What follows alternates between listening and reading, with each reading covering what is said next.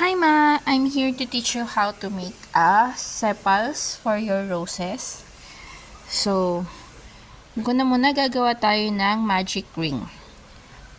To make the magic ring, hawakan mo yung yarn mo, yung tail ng iyong yarn, end ng iyong yarn in front of your two fingers. Tapos, i-wrap around natin. Wrap around your two fingers para mag-create tayo ng X. Tapos, magiging dalawang linya. So, again, we wrap it around. Ang pag-wrap natin ay hold your end, wrap it around your finger para mag-create ng X dito sa harap. Tapos, it would become this. Two lines of yarns. So, from here, ilulusot natin ang ating crochet hook sa ilalim ng first line. Tapos, we will grab this second yarn. Pag-grab, we twist. After we twist, kukunin natin tong yarn na to. Tapos, ilulusot natin dito sa ating twisted yarn. Tapos, yan na yung ating magic ring. It's a magic ring because we could adjust the size of the ring by pulling the tail. See? Dito tayo magwo-work. So again, turuan kita ulit to make things clear. So, hold your yarn. Wrap it around X. 2 lines. Crochet hook under the first yarn. Grab the second. Loop. Twist it. Tapos, we grab this yarn. And then, we pull it through this loop. Now, we have our magic ring. So, from here, ang gagawin natin, gagawa tayo ng 6 single crochet sa loob ng ating magic ring. So, 1. So, lusot dito. 2. 3. 4. 5. 6. We have 6 single crochets. After that, kukunin natin tong tail. Tapos, we pull it para sumikip. And then, you tighten it. Ayan, hilain nyo lang. Para tight. Mag-close off yung bilog sa gitna. So, we now have our first round. So, after ng first round, magsislip stitch tayo dun sa unang single crochet na ginawa natin. So, ito yung ating unang single crochet. So, ilulusot natin ang ating crochet hook. Now, para i-fasten off natin tong tail na to, ilalagay natin siya dito sa ibabaw ng ating crochet hook. Tapos, itatago natin siya sa mga susunod nating mga stitches. So, nilusot natin sa first single crochet. Kukunin natin to. Tapos, slip stitch.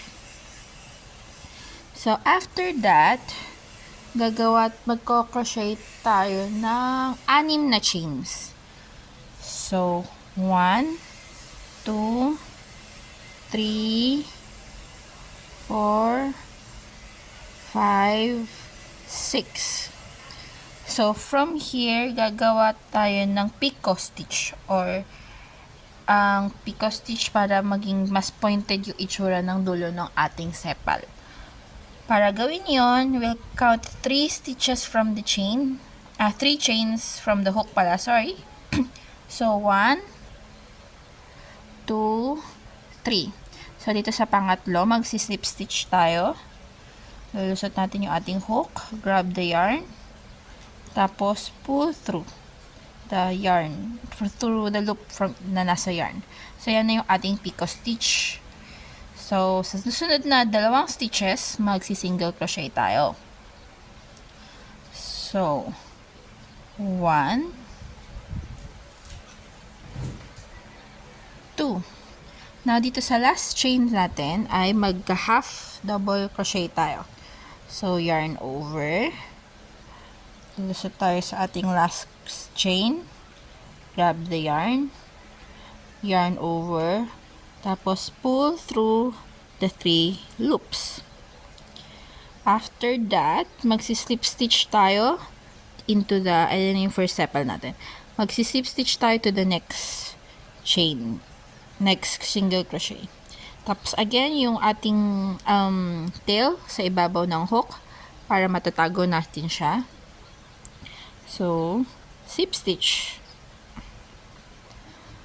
So, puro ganun lang ang gagawin natin. Again, pagka slip stitch, chain 6, 1, 2, 3, 4, 5, 6.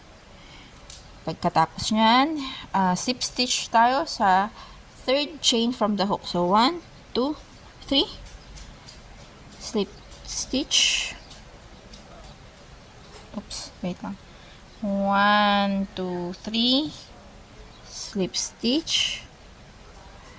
Ang slip stitch, hilain lang natin sa loop sa chain. Tapos, dalawang single crochet. 1,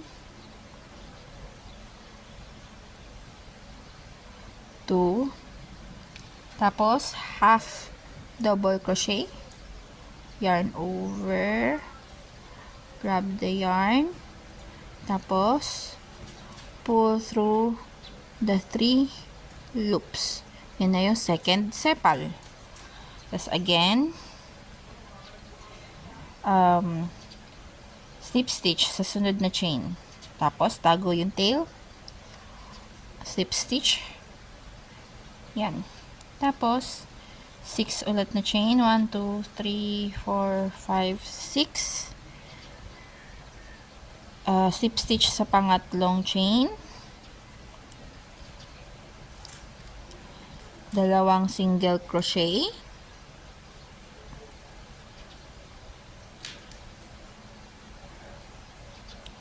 Tapos, half double crochet.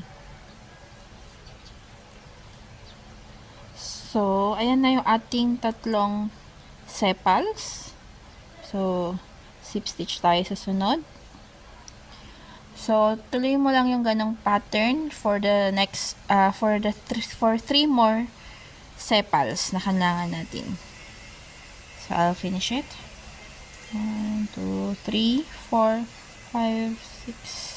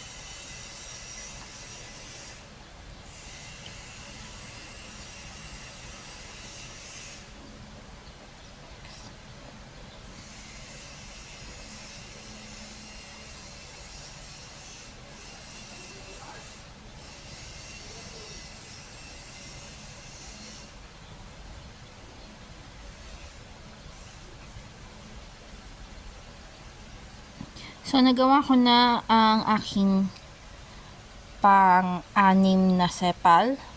So, ang ginagawa ko ngayon, isi-slip stitch ko siya kung saan ko siya ginawa yung unang slip stitch ko para matapos yung round. So, slip stitch ko dito. Tapos, slip stitch lang din ulit para malak yung project. So, cut. Pull. Tapos, yan na, yung ating sepal. Pwede mo na tong i-glue or itahi sa ilalim ng iyong rose. So, itong, nakita mo na ikaw ako itago majority ng tail sa loob ng ating stitches. Ito, pwede ko na tong gupitin yung tail. Tapos ito, either pwede mo siyang itahi din sa loob ng mga stitches para itago siya, pero since ginuglugan ko lang siya, ginuglugan down ko na lang siya dito sa sepal. Tapos titrim ko yung excess. Tapos ididikit ko siya sa rose. Ganyan. Tapos may ganyan siya. At yung back side, yung wrong side yung ididikit mo sa rose. Para itong mas maayos yung nasa ilalim ng, yung may kita mo sa ilalim ng rose. Tapos, minsan, let's say, ito yung ating rose. So, ididikit mo siya. Ganyan. Pwedeng itong base lang ang idikit mo or itahi mo. Pero sometimes, I prefer na halfway through the sepal, medyo ginuglo ko din siya. So, ginuglo ko siya sa rose, to the rose. Half lang. So, para medyo naka-curl pa rin to ng onte. So, pag ginikit mo, medyo, ayan, mas prettier. So, parang mas lalo siyang naka-hug sa yung rose. So, that's how you make your sepals. Mukha din siyang star. I love you, Ma. That's how you make your sepals. I love you. Hope this helps.